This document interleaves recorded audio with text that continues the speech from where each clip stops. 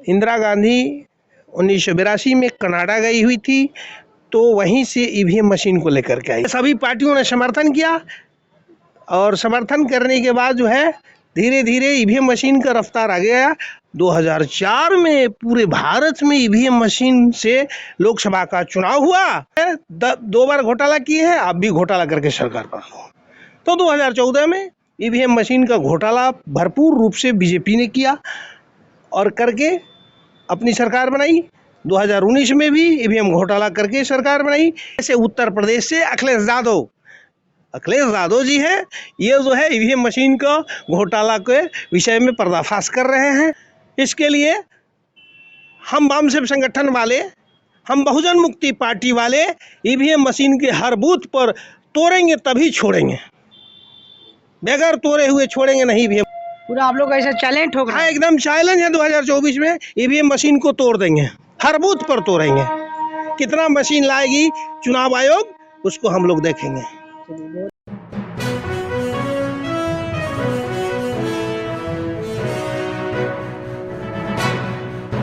कहीं ना कहीं अब बहुजन समाज के लोगों को भी अब समझ में आ रहा है कि ईवीएम से कहीं ना कहीं घोटाला हो रहा है। कैसे देख रहे हैं आप लोग? आप महानायक टीवी वाले को बहुत बहुत धन्यवाद और देखने वाले दर्शक को भी लाख लाख बार शुक्रिया है।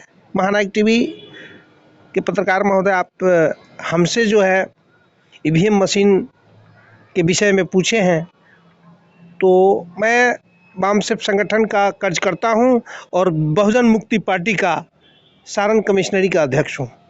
ईवीएम मशीन में घोटाला का जो मामला है, ये ईवीएम मशीन का घोटाला जो है, कांग्रेस जो है ईवीएम मशीन को लाई।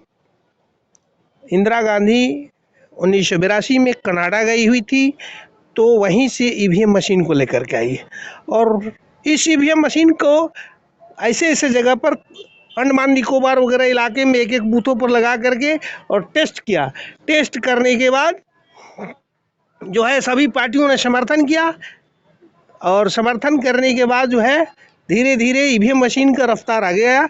2004 में पूरे भारत में ईवीएम मशीन से लोकसभा का चुनाव हुआ और उसी ईवीएम मशीन का घोटाला शुरू हो गया। 2004 में कांग्रेसियों ने ईवीएम मशीन से घोटाला करके सरकार बनाई। 2009 में ईवीएम मशीन घोटाला करके सरकार बनाई और इसके ईवीएम मशीन के घोटाला को सुब्रमण्यम स्वामी, लालकृष्ण आडवाणी, मुरली मनोहर जोशी, इन लोगों ने पकड़ा, सुप्रीम कोर्ट में मुकदमा किया, जिसकी वजह से कांग्रेसी लोग जो है बीजेपी के लोगों से समझौता किया, आरएसएस के लोगों से समझौता किया, समझौता करके और कहा कि हम जो है 2 बार घोटाला किए हैं, आप भी घोटाला करके सरकार पर हो। तो 2014 में ईवीएम मशीन का घोटाला भरपूर रूप से बीजेपी ने किया और करके अपनी सरकार बनाई। 2019 में भी ईवीएम घोटाला करके सरकार बनाई। ईवीएम घोटाला कैसे होता है, वो वीवीपैट में पर्ची जो गिरता है उसकी काउंटिंग नहीं हो रही है। अब किसके नाम से गया वोट, उसका पारदर्शिता तो हमारे पास नहीं है। पहले पारदर्शिता थी कि वोट बैलेट पेपर पर हम लोग मोहर लगा करके और किस प्रत्याशी को वोट दिया ये संतुष्टि होती थी। यहाँ किसी प्रकार की संतुष्टि नाम का चीज़ नहीं है। और जब हम चांद पर यहाँ से अपने यान को कंट्रोल कर सकते हैं, तो ईवीएम मशीन को एक जिला का एक इंजीनियर कंट्रोल कर सकता है और चिप्स जो है बाहर देशों से देश के सत्ता में जो रहता है वही मंगाता है और चिप्स में कुछ भी परिवर्तन किया जा सकता है। जैसे कि देश में किसी भी प्रकार का ध्वनि लागू करना है, उसको सरकार जो है पूरे देश के मोबाइल पर एक ही सेकंड में लागू कर देती है। एक बूंद जल जो है जीवन के लिए महत्वपूर्ण है जैसे, और कोरोना महामारी में मास्क जरूरी है, 2 गज जरूरी दूरी, मास्क जरूरी, कैसे सेकंडों में लागू हो गया। तो ये मोबाइल पर पूरे देश में जब एडवर्टाइजमेंट किया जा सकता है तो ईवीएम मशीन में घोटाला और आसान है। आप लोग तो लमसम कितना दिनों से, कई सालों से आप लोग ईवीएम के बारे में चिल्ला रहे हैं, लेकिन विपक्षी पार्टी को समझ में नहीं है, लेकिन आप कहीं ना कहीं समझ में आ रहा है। देखिए, ईवीएम मशीन का घोटाला कांग्रेस और बीजेपी दोनों का समझौता है, तो कांग्रेस ही बीजेपी है, बीजेपी ही कांग्रेस है। और कांग्रेस और बीजेपी से अलग हट के जब थर्ड मोर्चा की बात होती है तो वहाँ पर थर्ड मोर्चा में जितने भी घटक और संगठक के लोग हैं, उन लोगों में से कहीं कहीं स्टेट में ईवीएम के विरोध में स्टेटमेंट आ रही है। जैसे उत्तर प्रदेश से अखिलेश यादव जी हैं, ये जो है ईवीएम मशीन का घोटाला के विषय में पर्दाफाश कर रहे हैं। हम सोशल मीडिया वाले 2010 से अभी तक ईवीएम के घोटाला का पर्दाफाश करते आ रहे हैं। बामन मेश्राम साहब के नेतृत्व में पूरा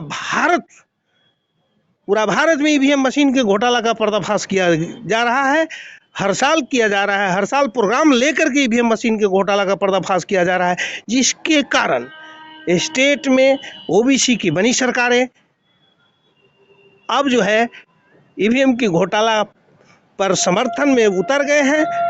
चाहे उत्तर प्रदेश हो, मध्य प्रदेश हो, राजस्थान हो, बिहार हो, सारे स्टेट में जहाँ जहाँ SC ST OBC जागरूक है, वहाँ ईवीएम मशीन के घोटाला की चर्चा हो रही है। और कांग्रेस बीजेपी के जितने स्वर्ण नेता हैं ईवीएम मशीन के विरोध में नहीं है, वो समर्थन में है। ईवीएम रहेगा इसलिए कि उनकी वोट 15% है। लेकिन अभी जो लोकसभा का चुनाव आ रहा है, तो लोकसभा का चुनाव वो मतलब अभी कैसे ईवीएम से ही होगा कि बैलेट पेपर से होगा? ईवीएम मशीन से 2024 की लोकसभा का चुनाव नहीं होगा। इसके लिए हम वामसेव संगठन वाले, हम बहुजन मुक्ति पार्टी वाले ईवीएम मशीन के हर बूथ पर तोड़ेंगे तभी छोड़ेंगे, बगैर तोड़े हुए छोड़ेंगे नहीं ईवीएम मशीन को। पूरा आप लोग ऐसा चैलेंज होगा? हाँ, एकदम चैलेंज है। 2024 में ईवीएम मशीन को तोड़ देंगे, हर बूथ पर तोड़ेंगे। कितना मशीन लाएगी चुनाव आयोग, उसको हम लोग देखेंगे। चलिए, बहुत बहुत धन्यवाद। तो साथियों देखिए, मैंने ईवीएम के बारे में सर से बात विचार किए, क्योंकि वामसी से भी जुड़े हुए हैं। तो इस मुद्दा पर महाराजगंज लोकसभा के प्रत्याशी पूर्व में 2014 में रहे हैं और फिर 2024 लड़ने की तैयारी में हैं। पूरा बात विचार आप लोग कैसा लगा कमेंट करके अपना प्रतिक्रिया बताइए। वीडियो फेसबुक पेज पर देख रहे हैं, पेज को फॉलो कीजिए। यूट्यूब चैनल पर देख रहे हैं, चैनल सब्सक्राइब कीजिए। जय भीम, जय भारत।